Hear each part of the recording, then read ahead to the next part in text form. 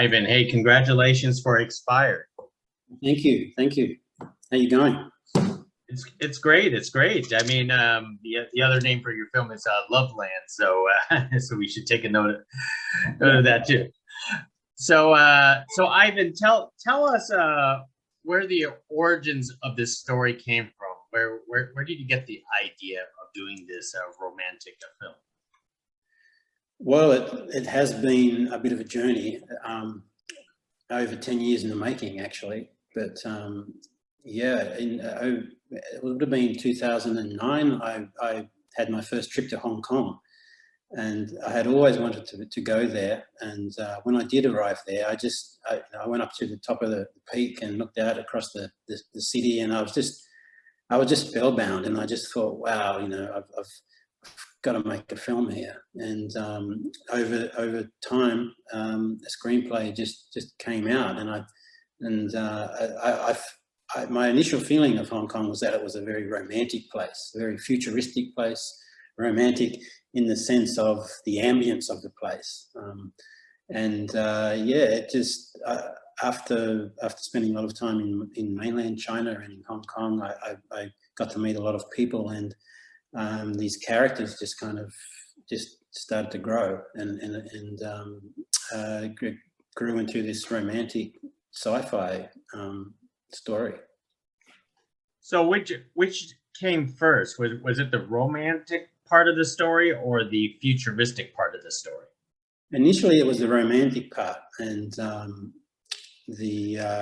was standing up on the peak, the lookout where you look over Hong Kong one night, actually, and I was looking at the buildings, and I was just thinking, yeah, it's beautiful and everything, but it'd be even, it might be more interesting if there's all these kind of flying drones and lights everywhere, and then I started to get more of a feeling that I could push it into a futuristic kind of realm, and actually that would allow my romance to actually evolve more in a future context, and create a future where these feelings of love and trust are beginning to be eroded from the human kind of traits that we have, and that actually, I mean, the futuristic element informed the rest of the story. So in this future environment in Loveland Expired, it's a world where humans have lost touch with their emotions, and their emotions to do with love and trust, and because this future world, it doesn't have any need for them. And but like we're humans, and we do sense things, and Ryan Kwanten, who plays Jack, he senses something that's deep inside of him when he first sees April in the film, and he wonders what that feeling is, and he wants more of it, and because he's grown up in this city as this hardened young boy and become an assassin, and has never really felt these feelings before, but he wants to chase these feelings, and this is the beginning of the journey. It seems like Jack was searching for something that he's missing, but I also want to point out that it's like a lot of you said, a lot of people don't have feelings, and there's also the futuristic of robots introduced into this film, which almost seems indistinguishable between robots and humans. Yeah, I mean, the film is also exploring, as we humans lose our connective emotions, it asks, are we becoming the robots?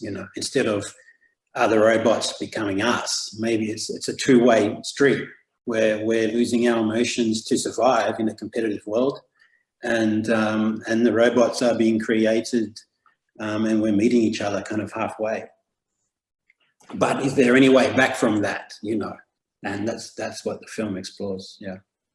So you took the city Hong Kong as a futuristic background. So what was it easy to handle the production, because the city itself seems to be far not in the near future. Yeah, yeah. I mean, the incredible thing about Hong Kong is it does have this kind of very high tech, kind of glittery kind of feeling, but also it's got the more rustic kind of decay aspect, which we all associate with the cyberpunk movement. And yeah, it's this cyberpunk element that I think Hong Kong had, which really attracted me.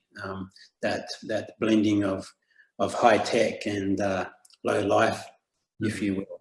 But I mean, even I've read Ridley Scott talk about Hong Kong a long time ago. He talks about Hong Kong being a huge influence on him when he's moving into make Blade Runner. So the easy approach for you to make this futuristic city was just with the cinematography, am I correct? Because you know, it's beautiful. You enhance the lights and, you know, Yeah. the mood, and add light drones. Yeah. I mean, it's an expression of the future. The whole film, it's expression of now, and so the characters are kind of based on characters that I know now, but pushed into the future. But also the city is pretty similar to now, but just with certain elements integrated into the visual effects. Push the reality of Hong Kong now into a kind of a near future, and for me that keeps it real. You know, it was important to film real cityscape images of Hong Kong, and I also went into the mainland of China as well, and then Shanghai and Shenzhen, places like that, which are very, very futuristic. And yeah, because you use that as a base and it feels real, and it's already very futuristic. And so you just have to, instead of starting from scratch and making like a plastic world, a CG world, it's like an expression of now, really. Let's for your love story, you know, your love story between the two characters. Well, actually, I want to say it's mainly three characters that you present in the film, but I want to address your narration, because it comes off poetic between the three characters. Could you talk about you know, crafting those words as the three characters narrate through some scenes through the film? Yeah, I think it just the narration just evolved as I was editing the film, and it wasn't actually there in the original screenplay. But I mean, there's so many, because of COVID, I had a long time to work on the film in post-production, because there was just less pressure to get it completed, and release dates changing and all of that kind of thing. And so, yeah, the voiceover aspects came as an internalization, a poetic internalization of the state, their inner state. And it's not so literal either. I mean, it's not actually literally them saying things. It's like a philosophy of the world and the characters kind of mixing together. Yeah, and it's something I feel that it connects the audience more with the characters and the world that they live in. And yeah, it's just something that just evolved naturally as the film was in post-production. So for obviously three people narrate through your film, but for April, she narrates in the voice in the Vietnamese language. How did you come to that decision that she should do that? It was very important that her inner voice was her pure kind of first language voice. And the Vietnamese, I mean, there's actually more Vietnamese within the screenplay than actually made it to the film. It was, but it was important for me to present her as this migrant worker who's coming from a very difficult life, and then she arrives in this future world where she has to kind of let go of her emotions. to survive and to make money. And this is something that's actually, I mean, it's happening all over the world, you know, wherever, as urbanization, especially in the developing world, has continued. This April's story is actually so similar to millions of people around the world. And it's important to show that they come from this, you know, certain cultural background as well, and not kind of whitewash it. Right. You know, it's impressive that you have Ryan and Hugo, you know, anchoring this thing. But tell us about Jillian. You know, a lot of people aren't familiar with her work, but she, her performance was very strong in a film like this. Yeah, I mean, casting April was a really difficult thing. It was.